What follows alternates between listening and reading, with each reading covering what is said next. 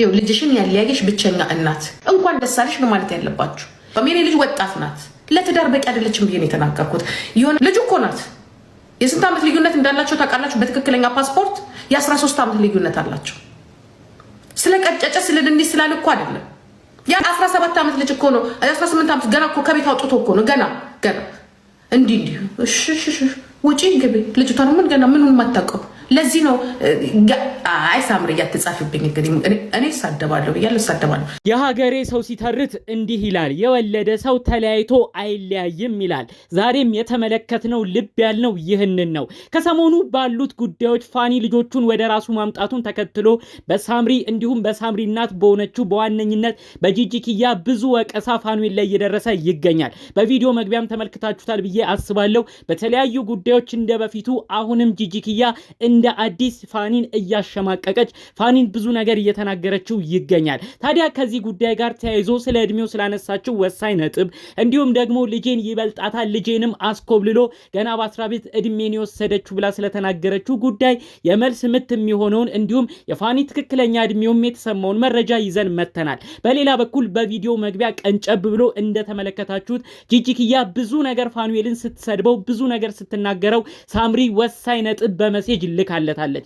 ለካ አብሮ የኖረ ሰው ይፋቀራል። ይህንን ተመልክተናል። ስለዚህ ጉዳይም ስላስደነቀን የሳምሪ መልእክትም ቴክስትም በዝርዝር እናሰማችኋለን። ሰላም ውድ የሀገሬ ልጆች በያላችሁበት ሰላማችሁ ይብዛልኝ። ዛሬም አዳዲስ በሆኑ ጉዳዮች ብቅ ብለናል። ለዚህ ቻናል አዲስ ከሆናችሁ ሰብስክራይብ በማድረግ ሁሌ የምንለቃቸው ታማኝነት ያላቸው መረጃዎች እንዲደርሱ ይሁን። ቀጥታ ይዘን ወደ መጣነው ዝርዝር መረጃዎቻችን እናልፋለን። ፋኑኤል እንግዲህ ከሰሞኑ ቤት ማግኘቱን ተከትሎ እንዲሁም ልጆቹን ወደ ራሱን በማድረግ ለልጆቹ ያላንስም እያለ ከልጆቹ ጋር የተለያዩ አክቲቪቲዎችን ሲያደርግ ቪዲዮ እያሳየን ነበር። ያንንም ተከትሎ እንግዲህ በጂጂኪያ ብዙ ነገር እየተባለ ነበር። አስቀድሞም ልጆቹን የወሰደው ፈልጎ ሳይሆን በፖሊስ ተገዶ ነው፣ እኛ ማረፍ እንዳለብን ተነግሮን፣ በተለይ ደግሞ አያት ማረፍ አለብሽ ተብዬ በክብር እኔ ተከብሬ እሱ ግዴታውን እንዲወጣ ነው የወሰደው፣ ልጆቹን አስቦ ፈልጎ አይደለም እያለች ብዙ ስትናገረው ነበር። ታዲያ ደግሞ አሁን እንደ አዲስ ደግሞ እድሜያቸውን በማንሳት ብዙ ነገር ስለ እድሜውም እየተናገረች ይገኛል ማለት ነው። በተለይም እንግዲህ ይህንን ቪዲዮ የሰማችሁ እናንተ ማስገርሟችኋል ብዬ አስባለሁኝ። በ13 ዓመት ያህል ይበልጣል እያለች ነው ስትናገር የነበረው። እንግዲህ ሳምሪና ፋኒ በ13 ዓመት እድሜ እንደማይበላለጡ ብዙዎች መገመት ያቅጣቸዋል ብዬ አላስብም። እንግዲህ በመቀጠል ያለችው ጂጂኪያ በአዲስ ፓስፖርት 8 ዓመት ያህል ልዩነት አላቸው። ድሮ በተቃጠለበት ፓስፖርት ደግሞ የ13 ዓመት እድሜ ያህል ልዩነት ነበረው። በዛም አለ በዚህ ልጄን በብዙ ዓመት ነው የሚበልጠው። ከቤትም ሲያስወጣት እሷ ገና 10 ቤት እድሜ ነበረች። ልጁ ስለቀጨጨ ነው ወይ እናንተ ስለሱ የምታግዙት እያለች ሁሉ ስትናገር ነበር።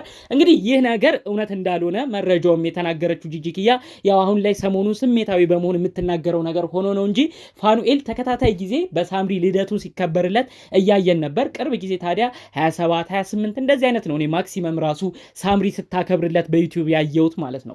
ስለዚህ እንግዲህ እንደተባለው በጂጂ የእድሜ አቆጣጠር ይሄ ልጅ በጣም ወደ ላይ ከፍ ልታረገው ነው ማለት ነው። በሌላ በኩል ደግሞ እንግዲህ ጂጂኪያ የተናገረች ሁለተኛ ነጥብ ነበረ እዚሁ ቪዲዮ ላይ ልጄን በ18 ዓመት እድሜዋ ነው አስኮብልሎ የወሰደብኝ። ምንም በማትወስንበት እድሜ እኔ አንገበገበኝ እሱ ነው። ምንም በማትወስንበት እድሜ ልጅነቷን ተጠቀመ ብዬ ነው የተናደድኩት። ዛሬ በስላ አግብታ ቢሆን አይቆጨኝም እያለች ስትናገር ነበር።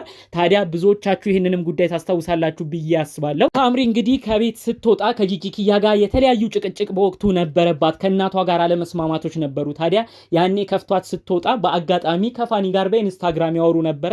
ታዲያ በሚኖርበት ቤት ውስጥ ነው ፋኑኤል ነይ ወደኔ ብሎ ኃላፊነት ወስዶ በተለይ ከእናቷ ጋር የነበረችበትን የጭቅጭቅ ጊዜም ትንሽ እፎይ እንድትል በማሰብ ጭምር ወደ ራሱ ሩም አምጥቶ ያንን ነገር እንድታልፍ አድርጎ እንግዲህ ከዛ ወደ ፍቅር ገብተው በመቀጠል ወደ ተለያዩ ነገሮች ገብተው ቤተሰብ መስርተው ልጆች ሁሉ ወልደው በልጆች እስከ መባረክ የደረሱበት የፍቅር ጊዜ አብረው ያሳለፉት ማለት ነው። ይህንን ከዚህ በፊት በነበሩ ቃለመጠይቆችም ሲሰማ ነበረ። ያው እነሱም ልጆቹ ራሱ ሲናገሩ ነበረ ፋኒና ሳምሪ የተገናኙበትን ቅጽበት በማስታወስ ጭምር። ታዲያ ዛሬ ላይ ግን ጂጂኪያ ያለችው ልጄን ነው ፈልቅቆ የወሰደው ገና በ10 ቤት እድሜው እያለች ሁሉ ስትናገር ነበር። ታዲያ በዛ ጊዜ በትውውቃቸው ፋኒ ራሱ የልጅነት መልክ የልጅነት ፊት እንዳለው ከድሮ ከሚለቁት ፎቶዎችን መመልከት ይቻላል ማለት ነው። እንግዲህ በስተመጨረሻ እነዚህን ወቀሳዎች ነው ተናግራ ሳትጨርስ አዲስ ጉዳይ ከዚህ ጋር የተሰማው ማለት ነው። እንግዲህ በቪዲዮ መግቢያ ልብ ብላችሁ አይታችሁ ከሆነ እድሜውን ብዙ ነገር እያነሳች ጭራሽ እሱ ምንም አይመጥናትም፣ እሱ ትልቅ ሰው ነው፣ ልጄ እኮ ገና ልጅ ነች እያለች ብዙ ነገር መናገር ስትጀምር ነው ሳምሪ በቴክስት መልኩ ነው እናቷን የሆነ መልእክት ታስቀምጥላታለች። ታዲያ ያንንም ተመልክታ ነው ጂጂኪያ እኔ ዛሬ እናገራለሁ፣ ሳደባለሁ፣ ምንም አትበኝ፣ አያገባሽም ሁሉ ስትል የነበረው። እንግዲህ በእርግጠኝነት ያው ሳምሪ እዛ ቴክስት ላይ ልትል የፈለገችው ነገር እናቷ ጂጂኪያ እንግዲህ መሳደቡን እንድታቆም እንዲሁም ደግሞ ፋኒን የተለያዩ ንግግር መናገሩን ሚዲያ ላይ እንድትተውም ይመስላል ያን ቴክስት የላከችላት። ወዲያው ነው ጂጂ ተመልክታ እኔ ምንም አትበኝ፣ አንቺ የማይመለከትሽም፣ የፈለኩትን እሳደባለሁ ሁሉ እያለች ስትናገር የነበረው። ምንም ቢሆን እንግዲህ ተመልከቱ፣ ፍቅር አልቆ አያልቅም የሚባል ነገር አለ። እንዲሁም ደግሞ የተፋቀረ የተዋለደ ሰው ተለያይቶ አይለያይም የሚባልም አባባል አለ። ታዲያ እንግዲህ በብዙ ነገር ቢወቀስም በብዙ ፋኒና ሳምሪ መካከል ችግሮች ቢኖሩም ፋኒ ቢያናድዳትም ሳምሪ ኤክስትሪምሊ ፋኒ ሲሰደብ እኔ ትፈልጋለች ብዬ አላስብም። ይህንንም አስመልክቶም ይመስላል እናቷም ካለችበት ነገር ቀዝቀዝ እንድትል እባክሽ ተይ የሚል አይነት መልእክት ለእናቷ ልካ የነበረው። ታዲያ ያንን ነገር እንደ ቀልድ በመተው ነው የልጇን መልእክት ልጇ የላከችላትን የስልክ ቴክስት ወደ ጎን በማድረግ በተደጋጋሚ ቀጥላ በዛው በነበራት ቪዲዮ ላይ ፋኒን ስትናገር የተመለከት ነው ማለት ነው። በፍቅረኛሞች መካከል አትግቡ የሚባል እውነታማ አንድ ነገር ከሰሞኑ እያየን ነበር። በተለይ ሩሃማና ሀብታሙ ብዙዎቻችሁ ታስታውሷቸዋላችሁ። በብዙ ነገር ወቀሳ ሲደርስባቸው ነበር። ኩላሊት አንዱ ለአንዱ ተለጋግሰው የነበሩ በመቀጠል ተጣሉ። ብዙዎቻችሁ ታሪኩን ታውቁታላችሁ። ታዲያ በነበራቸው የፍቅር ግንኙነት እንግዲህ ሀብታሙ ኩላሊቱን ለሩሃማ ለግሶ ሩሃማ ኩላሊት ተቀብላ ክዳለች ተብሎ ነበር ሲሰማ የነበረው።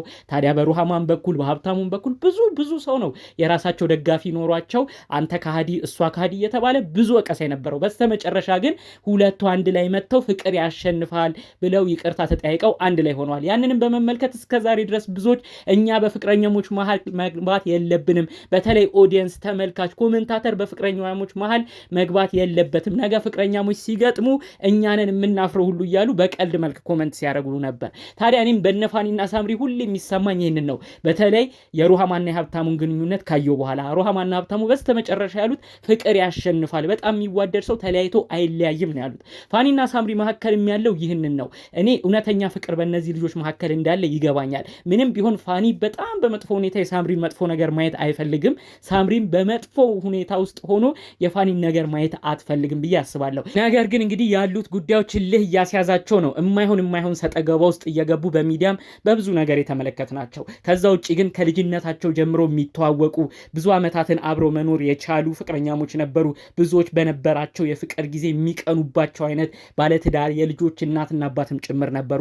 ይኸው አሁን ራሱ ተለያይተው ወደ ሌላ ላይፍ መሄድ አልፈለጉም። ሁለቱም የየራሳቸውን ስራ እያረጉ ሁለቱም የየራሳቸው አክቲቪቲ ላይ ተጠምደው ነው ራሱ የሚገኘው። ይህም የሚያመለክተው እንግዲህ ሁለቱም ወደ ሌላ ሰው ጋር ለመሄድ እንኳን በዚህን ያህል ፍጥነት የማይፈልጉ ሰዎች ናቸው። ሁለቱ በጣም ብዙ የተላመዱ ሰዎች እንደሆኑም ጭምር ነው እንግዲህ ከዚህ የምንረዳው የምንመለከተው። ያዋሉት ነገሮች ነው አለመስማማቱ እንደዚህ ያደረሳቸው። ስለዚህም ይመስላል በብዙ ጉዳይ እንግዲህ እንደ አዲስ ጂጂ ስትናገረው ፋኑኤልን ሳምሪ ባክሽ ተይ እያለች ቴክስት መላክ እንደ አዲስ የጀመረችው ማለት ነው። ጠቅለል ባለመልኩ እንግዲህ ከሰሞኑ ወዲያ ወዲህ ሲሉ ከቆዩት ጉዳዮች መካከል ነበር ይዘንላችሁ የመጣ ነው። አሁንም ቢሆን ለፋኒም ለሳምሪም በራሳቸው ጎዳና በሚሄዱበት ጥሩ ነገር ሁሉ ፈጣሪ አምላክ ጥሩ ነገር እንዲያጋጥማቸው የእውነት ከልብ በመመኘት የዛሬን ቪዲዮን እዚህ ላይ ያበቃለሁ። በሌሎች ቪዲዮቻችን እስክንገናኝ ሰላሙን ሁሉ ተመኘውላችሁ። ሰላም።